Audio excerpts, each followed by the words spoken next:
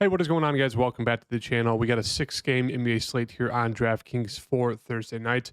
I'll be doing a game-by-game breakdown, talking through who I like, who I don't like, early look player pool, all that good stuff. You guys already know the drill. Make sure to hit that like button and subscribe. Always keep up to date with injury news.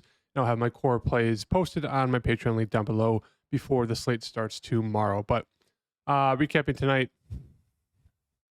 I mean, if you guys follow me on Twitter, you guys already saw Bruce Brown. I mean, he was 60% owned. The dude had 0 fantasy points in the first quarter.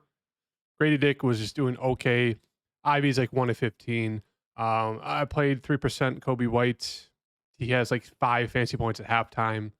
Yeah, it is brutal. Brutal. So moving on to tonight's slate. Hopefully it goes better. We shall see. Tomorrow night's slate. But first game here, we have Phoenix versus Boston. Should be a great game to watch here. So for Phoenix, Booker is back. So obviously with this offense, it's going to run through Booker and Durant. They're going to be 1A, 1B. But Beal's, kind of in that 1C spot as well. As you guys can see that I think this is the second game back with Booker here against Cleveland. Shot it 19 times. I mean, he has decent upside. It's not like he's going to have crazy upside. So it's 6.7. I think he's a fair play. Nothing too crazy there with him. Booker, I do think, is a pretty solid play here. We know the upside that is there with the assist. When he's playing alongside these guys, just a lot of opportunities to get assists. So 8.8K looks like a strong price tag for him. And same thing with Durant. Like, I think all three look really good. I'd obviously prefer getting to Durant or Booker just because the minutes are a little bit more guaranteed. I mean, Durant's been going absolutely crazy here, as you can see the past 4 games. 35, 35, 45, 37. Even with Booker back. So really hard not to get to at least one of the 2 main guys here on the Phoenix Suns if you're looking for a really good spend up. The rest of the team here, as I always say, Nurkic is always just a solid GPP play if you want to get different on the slate. I mean, he has the upside there. Just expect the shot attempts to be very, very low for him. He's not going to be too involved offensively besides putbacks and rebounds. The rest of the team, no interest for me. They're just too priced up for guys who are just not going to be heavily involved. I mean, they'll get minutes, but they're not going to get the ball to shoot. So that's really it for me. It's really just sticking with the main 4 guys. Moving on to Boston here. The big news right now is going to be Jaylen Brown here. And then obviously Porzingis is out. So with Porzingis out, they're going to slide Horford into the starting lineup. Now, if Brown's out, I would assume they're going to slide Hauser into the starting lineup. If that's the case, what to see. Maybe they can go a little bit more defensive minded and bring a guy like Brissett. Who knows? But obviously that's the big news there. So let's just say Brown's in. If Brown's in, obviously Tatum looks really, really strong as a spend up. Brown looks really, really interesting, kind of in that mid range. He's actually been pretty solid recently. And then I do think you can land on White or Holiday. I always prefer White's just because he's a better shooter. He's honestly been better at getting those peripheral stats like the blocks and steals. I feel safer landing on him, but Holiday is always an option. And obviously, Horford should play mid-20s minutes, hopefully get to that 30-minute mark, if not more. I think he's a fine play there at 6.3, nothing too crazy. He's kind of priced about right for Porzingis being out. And in the case that Hauser does start again, sure, you could take a shot on him. I mean, he's had 2 really good games in a row. But obviously, going against Phoenix, they're going to hunt him. I would not be surprised if he kind of, gets pulled or yanked just because he's a nightmare matchup, trying to guard Booker, Durant, even Beal. So that's kind of the risk there with him and like a guy like Pritchard. So not much interest in those guys. It's really kind of just the main starters for me. Moving on to the Clippers here versus Chicago. For the Clippers, obviously the big news right now is Harden and Kawhi. Harden, I would assume, would be good to go. He's kind of had that shoulder injury the past, few games, and he's been good to go. But obviously, we know with Kawhi, he left the game in that first quarter there, or at the end of the first quarter against Minnesota, did not return, even left the arena, and supposedly it's just back spasms. A little bit weird, but yeah, we'll have to see if he's back. I would assume he's probably not going to be back for this. That's just with the normal back spasms. Usually takes a couple days, maybe in a couple weeks, depending on how strained it is. But I would assume we just have Harden and Paul George for this game here. Absolutely love both of them here in this matchup against the Bulls. Both of them look really good. You can easily play both of them together, and you can get to a third guy. I would assume they're going to slide in. I think they can either go with Powell, or they could leave Powell on the bench. They can move a guy like Coffee into the starting lineup. I don't mind getting into at least 3 or 4 guys here with Harden, Paul George leading the way, and then get into a Powell who off the bench should be still very heavily involved. Obviously pretty score independent, but he can have those random pop off games. But I think I'd side more with a guy like Coffee, who could come in here, play, mid 20s minutes, possibly even see close to 30s minutes. Now, not going to be too heavily involved offensively, but he can definitely do enough to pay off 3.8K there for that price tag. That's really it. Zubac is always an interesting GPP play, as I always say. Should he miss 20s minutes, they're going to need him in his size against Vooch. So I actually like getting him here at 5.3K. I'll throw him in there as well. Moving on to Chicago here. On the Chicago side, Vooch is all the way priced up to 8.5. Now he's kind of getting to that range where I don't necessarily love it. Fine matchup going against Zubac. But I still prefer getting to Kobe White here at 7.6. Having a terrible night tonight. He's usually coming in super low owned. He's just been so pretty much hit or miss. And I say more so miss because he's just been shooting pretty bad recently. I mean, the minutes are there, the shot attempts are there. It's just he just can't hit a shot. So I still really do have interest in him.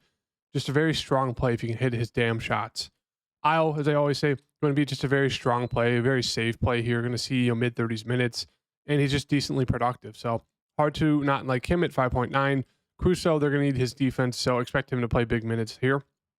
They are playing tonight, so there's a case that, one of these guys could get injured, one of these guys could be resting, who knows, but expect big minutes for the Bull starters here. They need all of them. And then a guy like Torrey Craig could be a decent value. 17 minutes against Dallas, obviously it's a huge blowout, could have saw more. One of those guys who's been super injured, but if he can stay off the injury report and actually play, he could be a decent value. No, he's not going to go out there and shoot the ball a ton, but if he hits a few threes, I mean, they're going to need his defense once again against Paul George or Kawhi. So wouldn't be surprised if he becomes a decent value play. Obviously a dart throw, but definitely a decent value play for this slate tomorrow. Moving on to Philly versus Milwaukee here. Philly's been absolutely blown out the past kind of week or two here. So definitely blowout risk here. Maxey looks like a really strong play here at 8.5. Obviously, you got to hope this game stays close. If it does, going to be because of Maxey, and then most likely a secondary guy stepping up. I'd put my money on Tobias, even though the last game he was absolutely god awful. As you can see, they lost by like 100 to the Knicks. And then obviously the game before that, they only scored 79. It's just been bad for the 76ers, but price down to 7.4K. They're going to need him. They're going to need Maxey. I think they're both very strong secondary options. The secondary plays here, Reed, Hield, Oubre, they're fine. Same thing with Lowry. I just don't like it, especially in this matchup. I'd really just stick with the two main guys and then, get different with other plays across the board. Don't think there's a need to really dip down to any of these guys. Moving on to Milwaukee here. I mean, Dame and Giannis are the only safe plays on this team here. Brook Lopez has just been absolutely god-awful this season. I mean, once again, you kind of have to throw past games and past experiences out the window because we know Brook Lopez has upside. Now, this season, he's just not seeing the shot attempts and kind of the usage he is or was when last year when they did have Drew Holiday. But it's 1-6. He's 5.2. He can hit a few threes. He can get a few blocks. He can easily go for 25-30. I think he's still in contention for me at 5.2, even though he's been god-awful. And Bobby's there at 5.9. Nothing too crazy there. Minutes are kind of ticking down a little bit. In terms of the value, Beasley is questionable. Obviously, if he misses, expect Connaughton to possibly move into the starting lineup. Jake Crowder's been in there, but he's been god-awful too. So it's really hard to like any value here for this team. They've just been so bad. Maybe they get a little bit frisky. Maybe they throw a guy like Danilo Gallinari into the starting lineup, or even possibly a guy like Jackson Jr. here. Who knows? Maybe a little bit of interest in either one of them. But right now, it's really just sticking with Dame and Giannis. And if you're feeling risky in GPPs, you could definitely look to Brook Lopez just because of that block upside and the 3-point upside if he does get hot. In Philly, they're very small. Like, they're not going to have anyone to match up to Brook. I don't think Milwaukee's going to go in there and feed him. They're going to feed Dame. They're going to feed Giannis down low. But, I do have interest in Brook there the more I talk about him there. Washington versus Houston. Washington side, Poole, Avita, Kuzma, and Jones, they're all interesting GPP plays if you're looking for some secondary options. Kuzma obviously going to lead this team offensively with his starting unit. Really strong upside recently. Been playing really well, shooting the ball a ton, playing a ton of minutes. So I like him at 8.2. Denny, once again, still kind of pricey for me, but the minutes are good. He's pretty efficient at times. So I don't mind if you land on him. I just want to go out of my way to play him. Poole and Tyus Jones, kind of the same thing here. They're kind of just a mixed bag. Poole's been a lot more consistent. But as you can see, Tyus Jones, this is just a tale of two stories here. Against Miami, 38 minutes, only 9 shot attempts, but he went for 45 because he went for a double-double with 12 points, 16 assists. Next game, 34 minutes, 1 of 9, 19 fantasy points. Like, that's just what you're going to get with Tyus Jones. Every other game, he's going to do good, and every other game, he's going to do very, very, very bad. So, coming in at a fair price, like 6.2. But if you're playing multiple lineups, I don't mind taking a shot on him. I don't mind taking a shot on Poole and Kuzma. Those are kind of the shoulder shrug plays you land on. And if they hit, they hit. If not, they don't. Kispert has been starting 39, 36 minutes. I think he's a fine play at 5.4. Scoring independent, but he's actually been productive. So, yeah, he's there. That's really it for this team. Moving on to Houston here. On the Houston side, once again, Sengun's pretty much out for the season. No Cam Whitmore. So, expect Fred and Jalen Green to lead this team offensively. Both look like really, really, really, really good plays here against Washington. Expect this, expect this Houston Rockets team inside to be very, very chalky once again, like they were last slate. Fred was really good. As you can see, he went for almost a 50 bomb, 39 minutes. He shot 16 times. Jalen Green, same thing, 38 minutes, shot it 16 times. A little bit more scoring dependent than Fred, but obviously can get there. I'd still prefer getting to Fred. Jabari Smith Jr. was absolutely god-awful here in this game. Still went for 31, so he did salvage it, but I think he had like 3 fancy points in the first quarter, like 5 at half. It's just one of those things. Super frustrating. Turn it on in the second half, but once again, I still think he makes for a very, very good and strong play. Same thing with Thompson.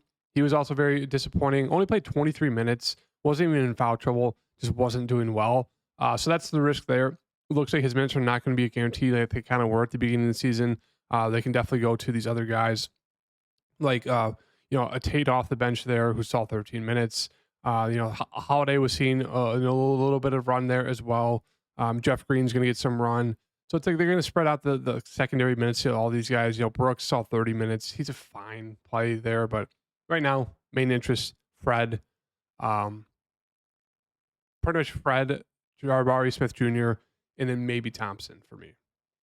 Moving on to New York here. On the New York side, Brunson versus Portland looks like a fantastic play here. He's kind of back to normal here. Went for 42 and only 27 minutes there against Philly when they absolutely blew him out. So really, really like Brunson in this spot. Hart and DiVincenzo are fine plays. Like Hart's played a ton of minutes. 20, 19, and 10. What is that? I saw a tweet where like people were asking, is Josh Hart like the Luka Doncic of like role players?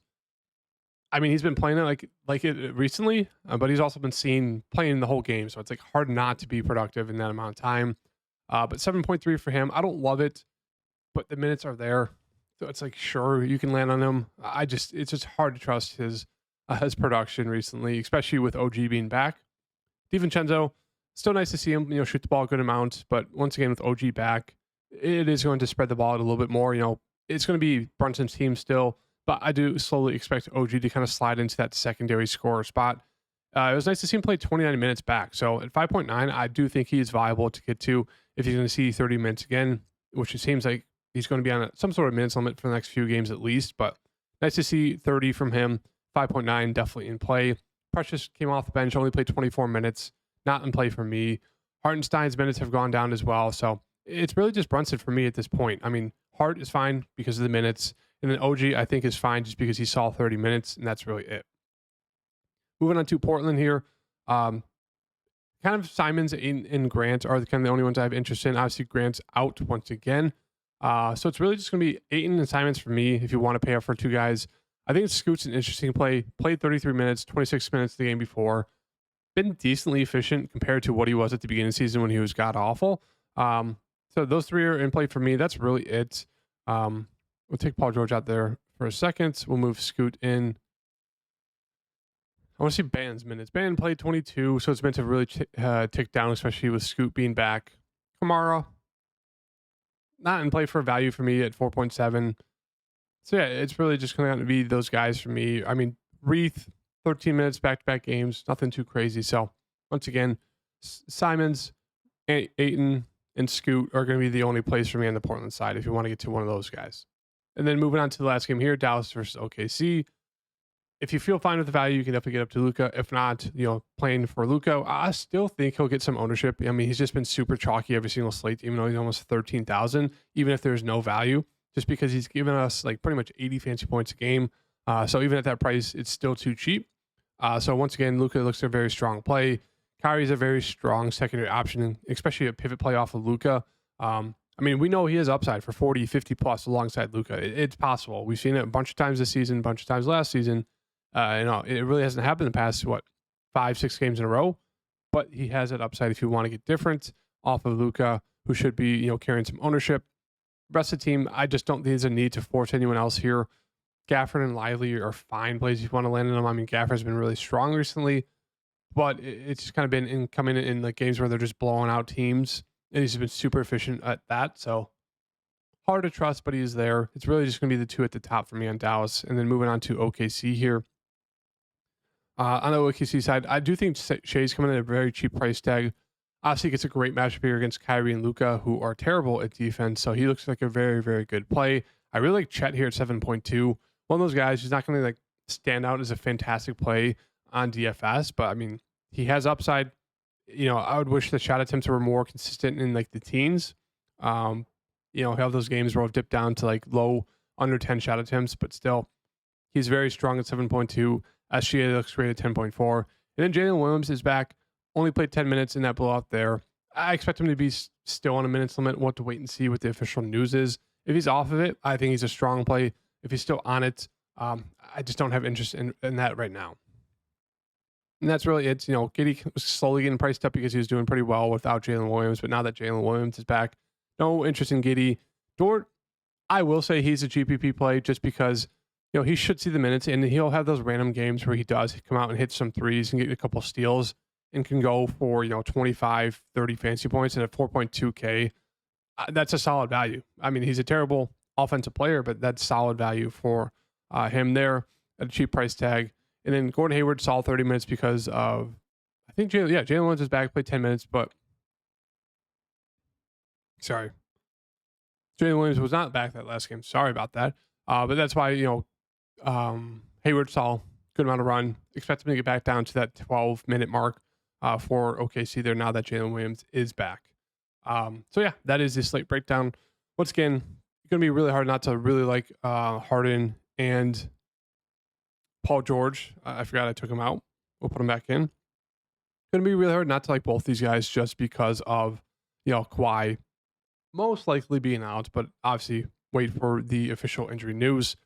So really like both of them. Really like getting to at least one, if not two of those Rocket players with no Sengun.